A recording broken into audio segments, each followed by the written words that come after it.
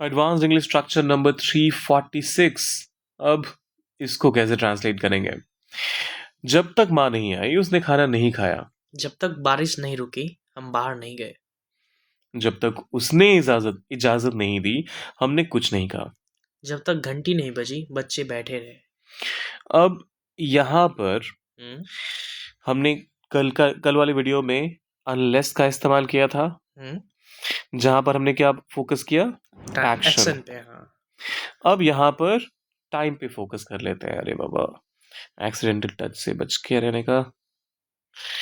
Okay, सो अब हम time पे फोकस कर लेते हैं, जिसके लिए आप जब तक एक्शन ए नहीं हुआ तब तक एक्शन बी भी नहीं हुआ। बिल्कुल। तो हमें पहले से पता है कि नेगेटिव सेंस तो हमें लेके चलना है। हाँ, तो आप चाहें तो यहां नॉट लिख सकते हैं, फिर अनटिल, इसके बाद जो भी एक्शन हुआ, यहाँ पर जो भी एक्शन आप इंट्रोड्यूस कर रहे हैं जब तक के बाद, वो वाला क्लॉज लिख दीजिए। ठीक है। और फिर उसके बाद डालिए एक ऑक्सिलरी वर्ब, मेन वर्ब नहीं आएगा यहाँ पर। फिर सब्जेक्ट और फिर base verb.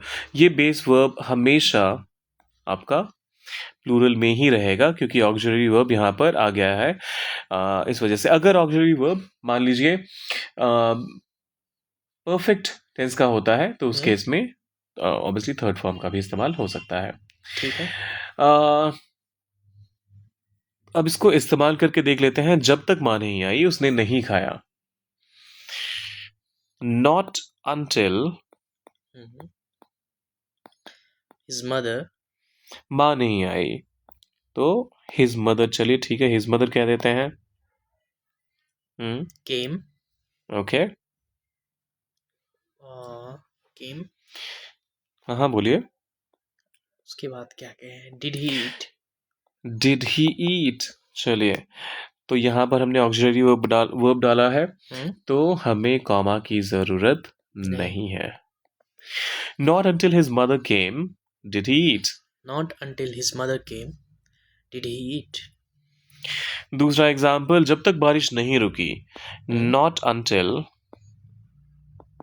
The rain stopped.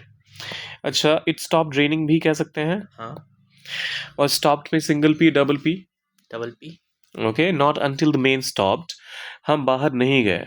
Sorry, comma फिर से लगा रहा हूँ, माफ कीजिएगा, ये एक पुरानी आदत है। जैसे ही कंडीशनल वाला कुछ भी आ जाता है ना, तो दिमाग में कॉमा ही दौड़ता रहता है। Okay, so not until the rain stopped, हम बाहर नहीं गए। Did we go out, did we go out, simple. हमने यहाँ पर नॉट का इस्तेमाल कर लिया है, तो इस वजह से यहाँ हमें आगे हम बाहर नहीं गए को ट्रांसलेट करने के लिए नॉट की आवश्यकता नहीं है। Not until rain stopped did we go out, या फिर not until it stopped raining did we go out. Not until the rain stopped did we go out. जब तक उसने इजाजत नहीं दी, इजाजत बोले तो permission, permission. Okay, so not until he gave permission, he gave permission। अच्छा, इसका थोड़ा सा ब्रेविटी ठीक करिए, थोड़ा सा कंसाइज बनाइए इसको।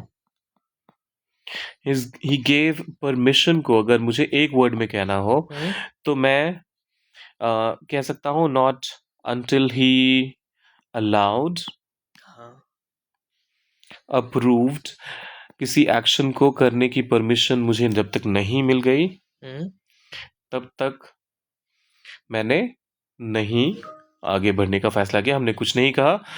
डिड वी से एनीथिंग, ठीक है, करेक्ट है। पढ़ते एक बार फिर से। नॉट अंटिल ही अलाउड और approved did we say anything. Not until he gave permission did we say anything, or not until he allowed did we say anything। Approved भी कह सकते हैं ऑब्वियसली। अब ये आखिरी वाला आपके लिए है, जब तक घंटी नहीं बजी। घंटी बजने के लिए इंग्लिश में क्या कहते हैं? Ring the bell. Okay, so bell ये हो गया, और बजने के लिए आप रिंग का ही इस्तेमाल करते हैं। अब बाकी का पूरा सेंटेंस कीजिए ट्रांसलेट, डालिए कमेंट बॉक्स में। जाने से पहले सब्सक्राइब, लाइक और शेयर कर दीजिएगा। मिलते हैं जल्दी।